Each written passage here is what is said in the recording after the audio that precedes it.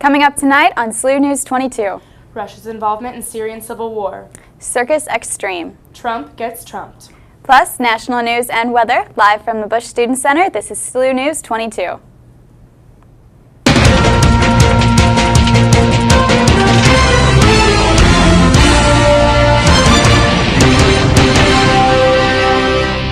Good evening, I'm Annie Eveker. And I'm Abby Parra. Thank you for joining us this evening. Our top story tonight, Russia is now officially involved with the ongoing civil war in Syria. Putin has stated to Russia, to media, that he intends to support the, quote, legitimate government, end quote. Russia's involvement in Syria has received criticism for others. While Putin remains firm that his goal is to stop ISIS, there is suspicion that he intends to target other political activists opposed to the regime of Syrian President Bashar al-Assad, whose power has been in question since Arab Spring in 2011. Russian officials claim to have conducted over 100 airstrike missions since September 13th. The officials claim they are only targeting ISIS strongholds, supply lines, and training camps. The Syrian civil war has many groups of combatants, including ISIS supporters of al-Assad and anti-al-Assad groups. In November of 2014, Cleveland police shot Tamir Rice, a 12-year-old child. Rice was playing with a toy weapon on the playground when two passing police officers confronted Rice. The officers were under the impression the toy was not a toy, but a firearm. During the incident, Rice was shot and killed. Two experts from outside of the Cleveland area in separate investigations found the officers' actions reasonable given the circumstances. One investigation is by S. Lamar Sims of the Denver, Colorado District Attorney's Office, and the other investigation comes from Kimberly Crawford, a former FBI agent who has taught classes on deadly force. Both reports found the officers' actions to be reasonable given the circumstances. In response to the finding, the Cleveland Police Department has instituted a plan to provide all officers with body cameras and new training on excessive force. The hottest day of the year for Fargo, North Dakota consisted of a high in the upper 90s.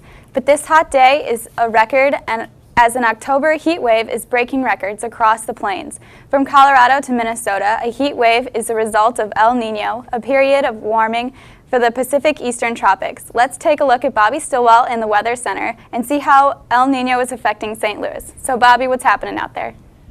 Well, El Nino is not directly affecting St. Louis just quite yet. It's not really affecting us. We're still sitting relatively mild, relatively good temperatures. 70s for most of the area, 77 in Highlands, 78 in Sparta, 73 in Belleville, and 78 downtown, and that's mostly cloudy all over the area. Tonight we are going to be getting down to 47 degrees, mostly clear skies. Those winds are going to be really gusty though. We're looking at west winds of 10 to 15 miles per hour, so definitely a night to stay inside if you don't have to be out. And the weather story, occasional cloudiness throughout the week and weekend. You will see the sun for the most part though. It's going to be rain-free all week. There is a chance of rain going into the weekend, but a very slight one at that. And a big cool down is coming into this weekend. And that is for my full forecast in a few minutes. I'm going to throw it back to you guys now. Thanks, Bobby. A series of explosions in Turkey's capital, Ankara, on Saturday has sparked international outrage. Turkish Prime Minister Ahmet Davutoglu has accused the Islamic State for the attacks. 97 people have been confirmed dead in the blast as of today. The blast occurred during protests against the violence between the Turkish military and the Kurdistan Workers' Party. Some have been critical of the Turkish government and believe they are responsible for the attack. The Turkish government stands firm in their stance that ISIS or another radical organization is responsible. Alaska Governor Bill Walker has agreed to expanded drilling in his state to fund the relocation of villages that are being threatened by rising sea levels. Walker's plan is to expand oil drilling in the Arctic National Wildlife Refuge. 90% of Alaska's state funding comes from oil production. Oil production has decreased, most notably with the recent announcement of Royal Dutch Shell Corporation deciding that decreasing oil prices made drilling in Alaska not economically viable. Governor Walker will use funds to relocate many threatened native coastal communities. Coming up next, your SLU area news.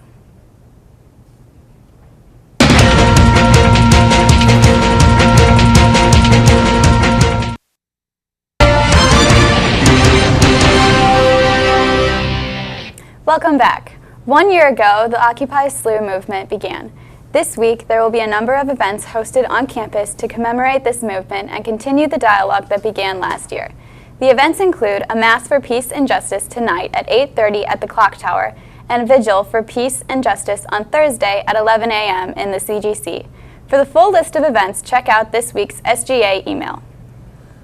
Last Tuesday, a CNN camper took a trip to SLU to find out that if SLU students were given a chance to ask candidates anything, what would they ask?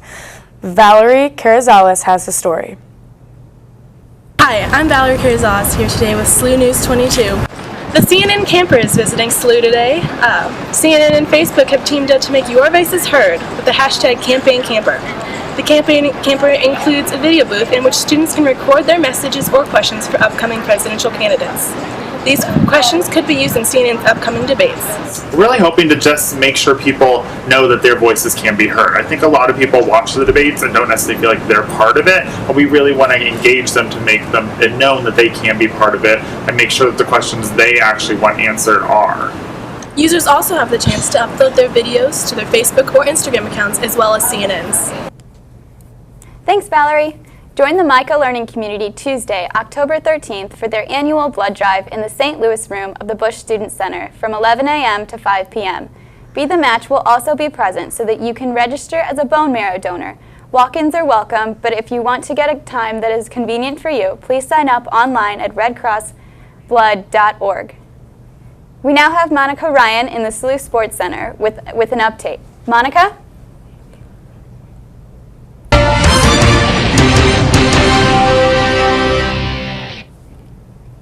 SLU men's soccer tied in conference on Saturday when they played the University of Massachusetts. The final score was 0-0. The Billikens now have 2 ties and 1 loss in Atlantic 10 conference play. This past Thursday, Billikens women's soccer beat Richmond 2-1 at SLU's Hermann Stadium. In the 62nd minute, Kirsten Clemens assisted Danielle Tomei to break the tie. The Billikens held the Spiders the rest of the game. On Sunday, the girls traveled to George Mason for an Atlantic 10 conference game. The game was tied 0-0 until the 83rd minute when George Mason scored. The Billikens are now 2-2 in conference. SLU women's volleyball added to their winning streak this weekend as they traveled to Washington, D.C. and Fairfax, Virginia. They started the weekend on Friday, beating George Washington in 5 sets and then sweeping George Mason in 3 sets on Saturday. They've now won 15 in a row, putting them at 17-5 for the season. Back to you in the studio.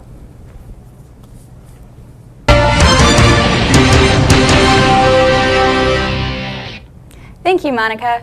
The 2 restaurants that bear the name of St. Louis broadcast royalty will close at the end of October.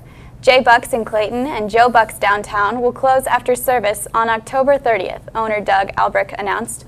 In a statement released last week, Albrecht said, quote, "This is a difficult decision. We've had an incredible run of providing a wonderful gathering place for families and visitors to enjoy a great meal and create memories," end quote. Both restaurants will donate a 10% of their sales from now until October 30th to St. Louis Children's Cardinals Hospital. Missouri House of Representative Committee on Children and Families will meet with Planned Parenthood on Wednesday. Representative Diane Franklin of Camdenton, chairperson for the committee, is requesting a detailed account of all abortions performed by Planned Parenthood to ensure that the fetuses are being incinerated and are not being sold. Missouri Attorney General Chris Koster has reported that Planned Parenthood is not violating Missouri law. Planned Parenthood will have representation at the Committee on Children and Families meeting on Wednesday, but there is no confirmation on who will be the representative. Ringling Brothers in Barnum and Bailey will be presenting Circus Xtreme at Scottrade Center October 16th through the 18th for a total of 6 shows. Circus Xtreme takes audiences on an unexpected quest with contemporary acts fused with iconic circus traditions. For more information or to purchase tickets, visit www.scotttradecenter.com.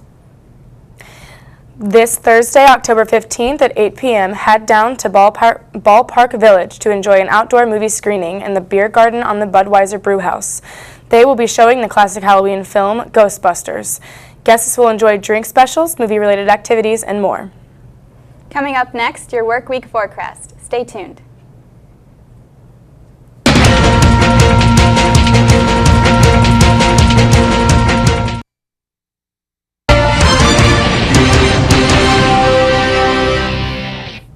Welcome back. Meteorologist Bobby Stilwell is here with us now for your extended forecast. So Bobby, this week is midterms, so hopefully it's going to be looking good outside? It's going to look good for midterms, for the actual exams, but going to the weekend after, we're going to get hit with some really cold air. It's really going to be a big cool down, and as much as we all hate that, it's the way the weather works here in St. Louis. You know how that is. Right now here at SLU, though, it's beautiful out there. Mostly clear skies, 78 beautiful degrees out there. Humidity of 28, dew point 42. Winds are calm, and the pressure is 29.65 inches, and that is going to rise as we end up, we have some technical problems. 29.65 inches, and that is going to rise as we move to the week ahead. And a good start to midterms, obviously, is a beautiful sunset from last night. It's just beautiful. Everything worked out, and somebody is looking down on us as we all start to prepare to take our midterms. Looking at the regional storm track right now, the reason we're going to be getting that big cool down this weekend is because of this big blast of cold air behind the secondary cold front, and that is going to be pushing it down into St. Louis. Right now, though, there is this main cold front that is just to our west, and it's going to be pushing through within the next few hours. There are some sporadic showers and some cloudy skies with it, but nothing really in the way it's going to affect us. And then ahead of the front, you see there's beautiful clear skies. And looking at the national outlook, showers up there in the northwestern portion of Oregon, and clear skies out over the central plains. That cold front, though, is over top of us right now. Not only does it extend through our area, but it extends all the way down into Texas and New Mexico, too. It's a very mammoth cold front, very big. And ahead of that cold front is some hot temps down there in central portions of Texas. There's those showers along the cold front, but that is going to be it. Very sporadic showers, and ahead of that front, high pressure and very clear skies. Tonight, we're getting down to 47 degrees, partly cloudy skies. Winds are going to be brutal, though, at 10 to 15 miles an hour. So if you have to go out, have probably a winter coat with you, actually. And if you don't have to go out, don't. Stay inside, keep your heat on. Tomorrow, we're going to start out with some partly cloudy skies in the morning, but by the afternoon, it's going to clear up beautifully. 66 for the high. Winds are going to stay really gusty, and we could see gusts up to 30 miles an hour, but sustained winds will stay westerly at about 10 to 20 miles per hour. And look at the 5-day now. There's that cold air I was talking about. Saturday, the high is 55. It's very cold out there. So we get done with midterms, and then the weather decides to pick on us as much as our midterms are picking on us. So you really need to keep your heat on, and probably you're not going to get to relax outside and play some Frisbee on the quad as much as we all wish we could. Right. It feels like fall again. Definitely. All right. Well, thanks, Bobby. Up next, a look into the world of sports and entertainment.